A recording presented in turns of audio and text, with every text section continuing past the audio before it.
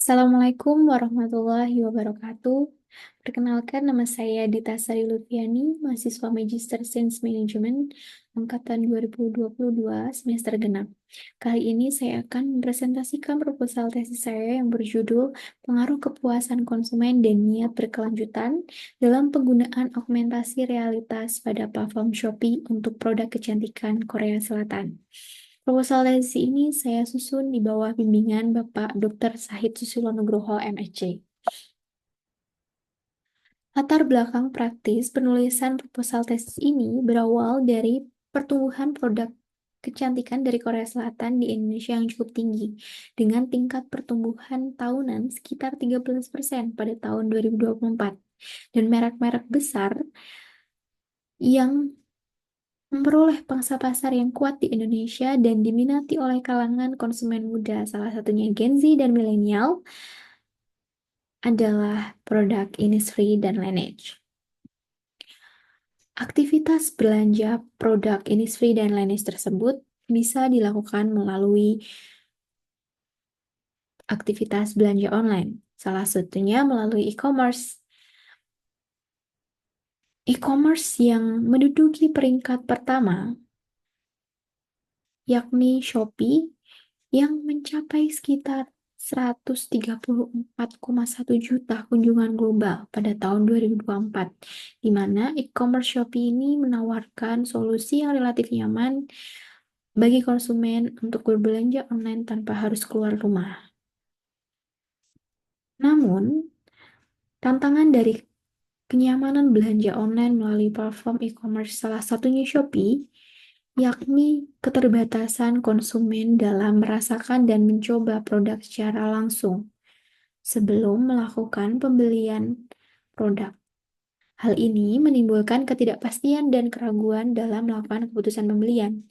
Oleh karena itu, solusi dari keterbatasan konsumen tersebut adalah menambahkan konsep augmentasi realitas yang dihadirkan pada platform e-commerce, sehingga menjadi strategi yang efektif untuk mengatasi keterbatasan tersebut. Pada konsep augmentasi realitas ini memiliki potensi yang cukup besar dalam industri kecantikan, khususnya untuk merekomendasikan produk yang dipersonalisasikan dengan kebutuhan konsumen melalui uji coba virtual dan analisis kulit. Bisa analisis jenis kulit, warna, karakteristik, kemudian permasalahan kulit lainnya, sehingga bisa merekomendasikan produk terbaik untuk pengguna. Oleh karena itu, dari hadirnya teknologi dan konsep augmentasi realitas ini bisa memungkinkan pelanggan untuk mencoba produk secara virtual, sehingga mereka dapat melihat penampilan produk sebelum melakukan pembelian dan melakukan keputusan pembelian. Berikut adalah konsep dan fitur augmentasi realitas yang terdapat pada Shopee yang dinamai SkinCam Beauty Cam, atau saya singkat menjadi Beauty SkinCam.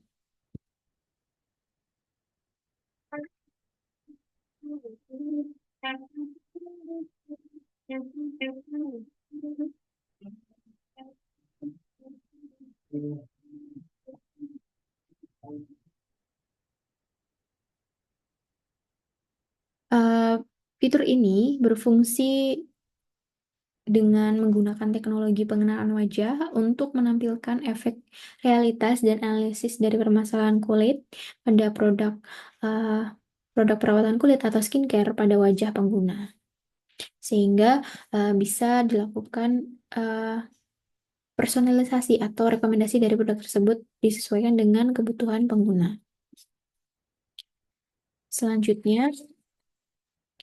Selanjutnya, dari kesenjangan teoritis, di mana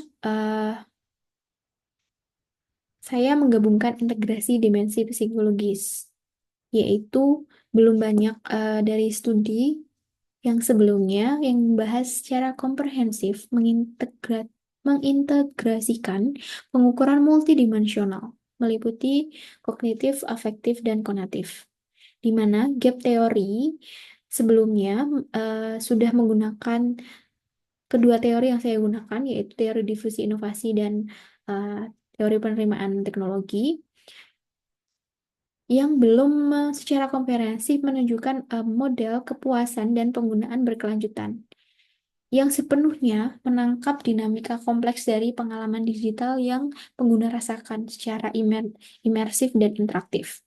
Oleh karena itu, penelitian ini berupaya untuk mengembangkan kerangka teoritis yang mengintegrasikan juga dimensi psikologis untuk memberikan pemahaman yang lebih mendalam tentang bagaimana elemen pengalaman interaktif dan hiburan atau kenyamanan yang dirasakan, enjoyment yang dirasakan, mempengaruhi keputusan konsumen untuk terus menggunakan fitur augmented reality di e-commerce. Kemudian pada kesenjangan empiris itu terdapat ada tiga. Yang pertama, eh, penelitian sebelumnya itu menggarisbawahi bahwa perlu adanya studi yang menggunakan sampel lebih beragam secara demografis untuk menguji validitas temuan di berbagai konteks.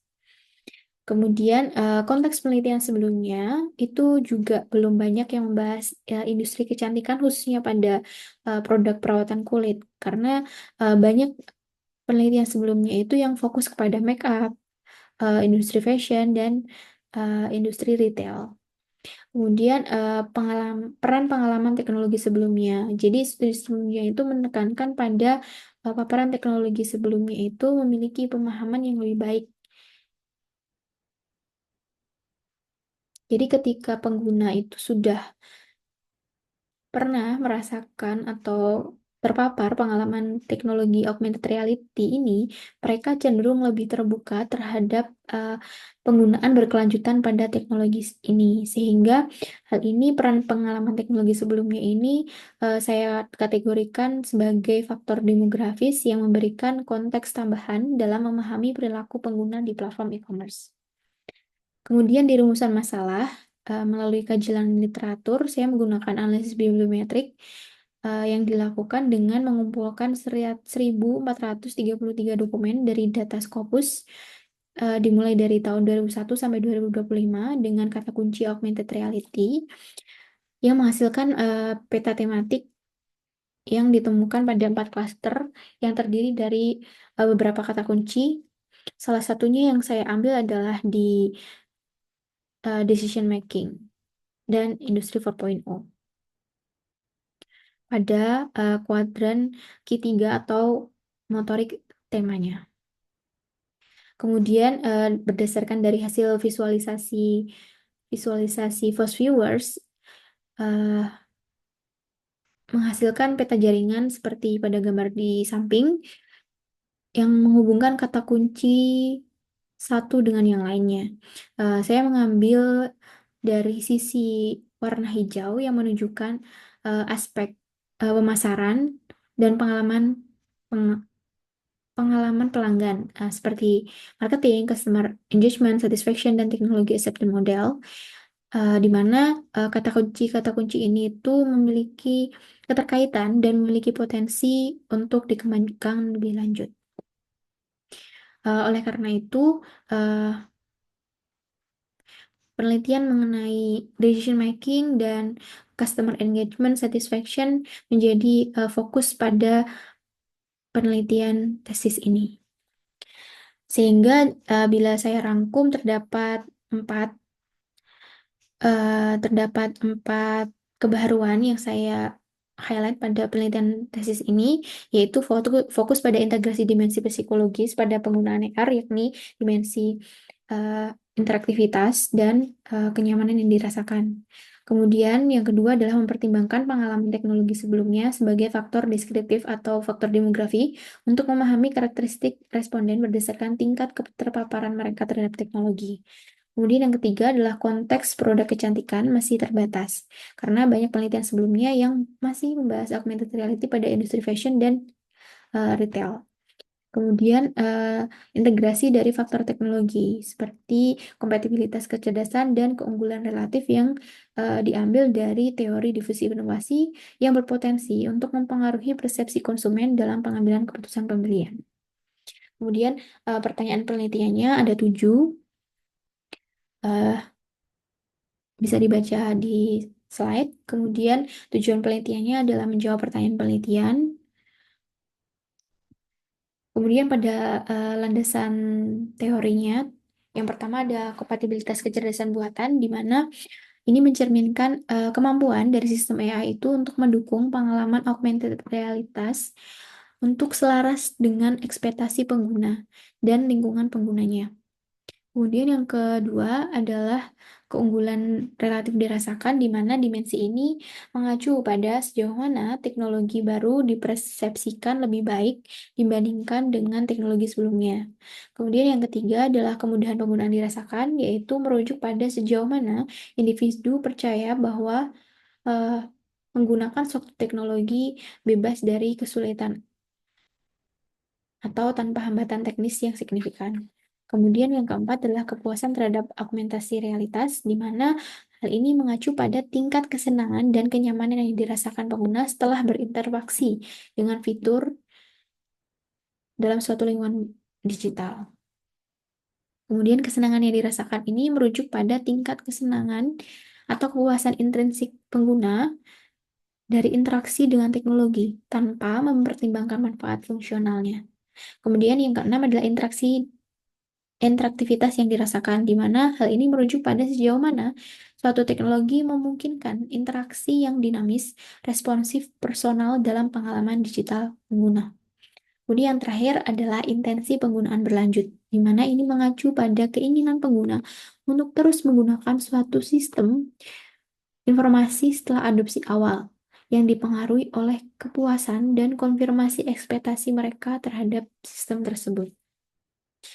Oleh karena itu, dihasilkanlah model penelitian sebagai berikut yang saya modifikasi dari dua penelitian sebelumnya, yaitu dari Chakraborty et al. Dan Butt et al. Di mana eh, keduanya menggunakan eh, pada sisi kiri itu saya menggunakan teori difusi informasi inovasi yang meliputi kompatibilitas kecerdasan dan keunggulan relatif dirasakan mempengaruhi kemudahan penggunaan dirasakan. Sedangkan pada sisi kanan, eh,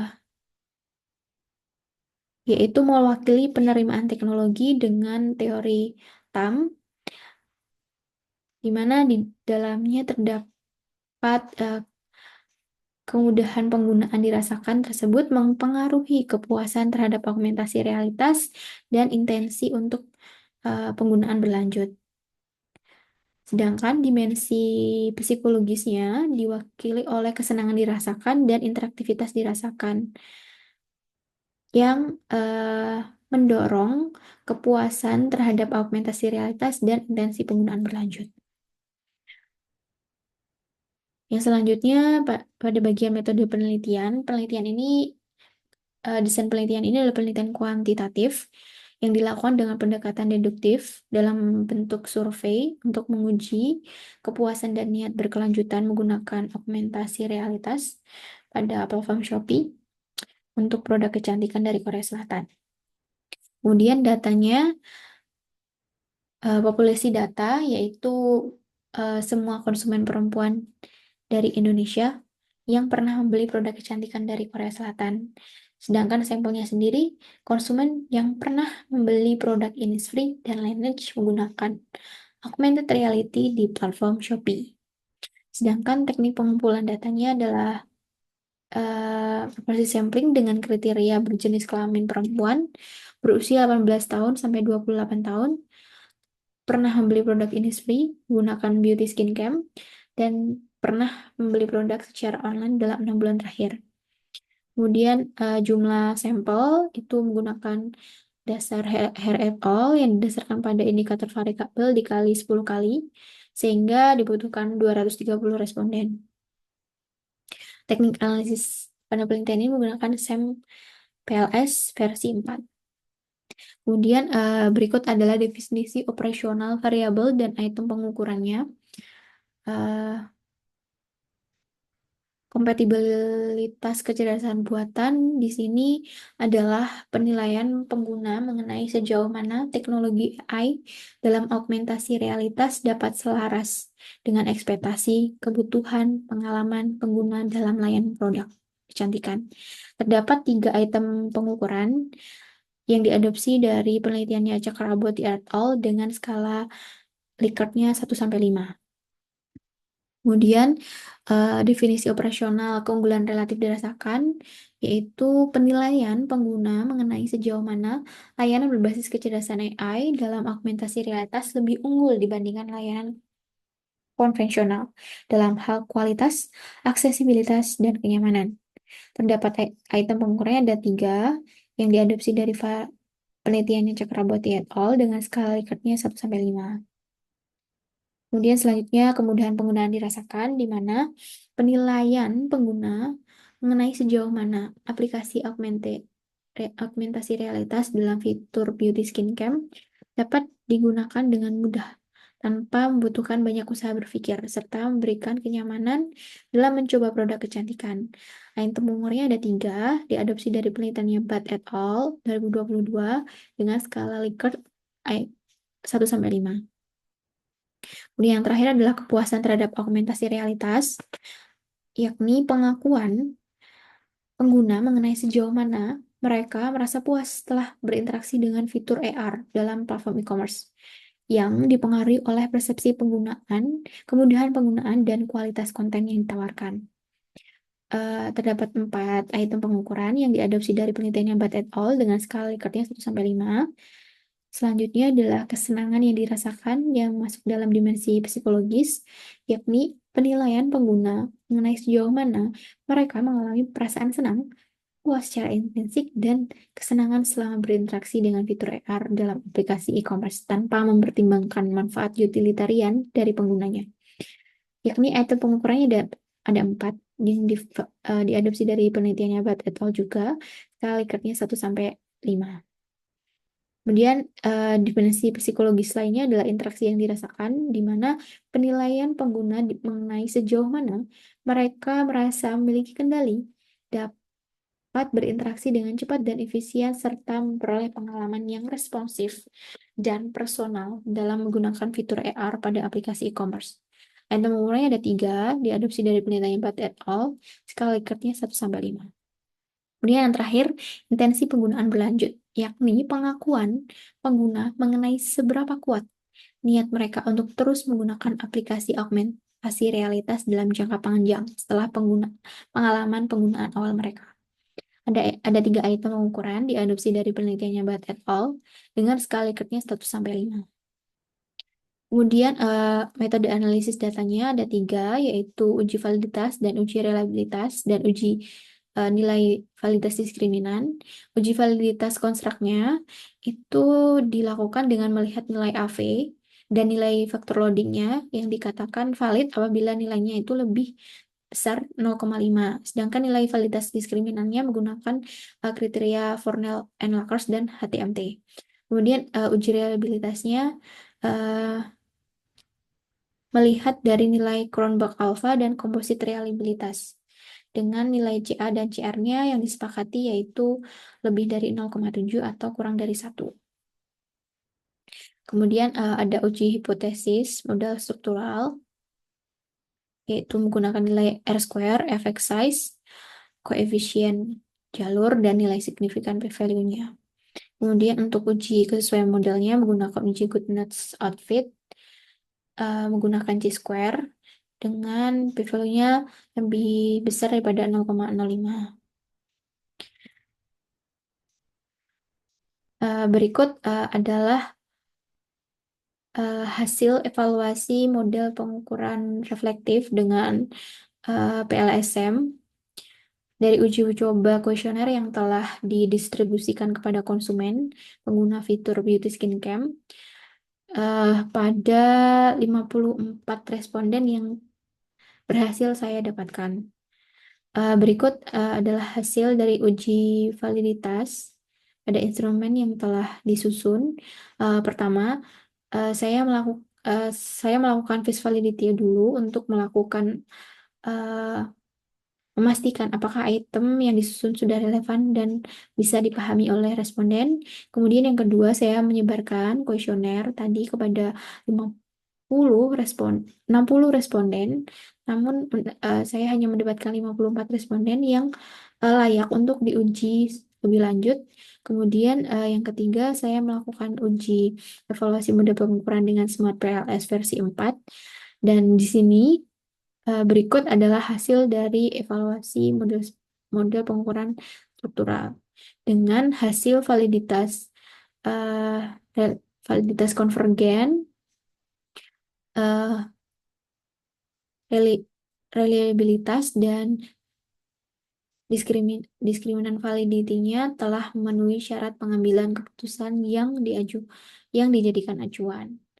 Sehingga hal ini model ini sudah memenuhi syarat untuk dilakukan pengujian berikutnya. Sekian presentasi dari proposal dari saya. Terima kasih atas perhatiannya. Assalamualaikum warahmatullahi wabarakatuh.